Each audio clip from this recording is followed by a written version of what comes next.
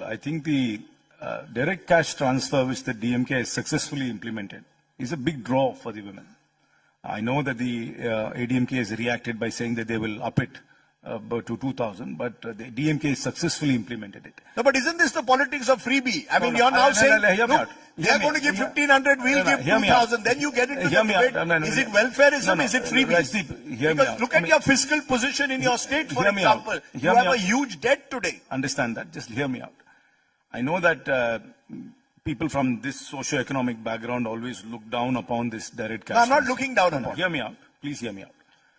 I firmly believe that direct cash transfer is much better than any of these complicated schemes which Government of India and Government of Tamil Nadu all announce. Most of the schemes are so complicated, nobody can understand how they're implemented. Collectors are at a loss, people don't understand. I mean, this subsidy for an entrepreneur, if he starts a business, how does he even apply? Banks don't come. Forget all this. If I had a free run, I would actually give a universal basic income to people.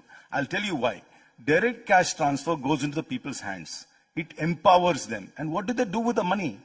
They spend the money in enterprises in 2 or 3 kilometers outside their homes, which actually seeds the local economy. You could perhaps call any economist to do a study and to see what is the benefit of direct cash transfer, particularly to rural areas. That is the only way you will seed the rural economy. As we are moving more and more towards technology and things like that, there is nothing in the rural area other than, unless you put this impetus in. If I had a free run, I would actually give much more than 2,000 rupees as a universal basic income to all women in Tamil Nadu, and directly to their bank account. This is not freebies. This is good economics. It seeds the local economy, and the money comes back to the system because they buy products which are all taxed. Which product is not taxed?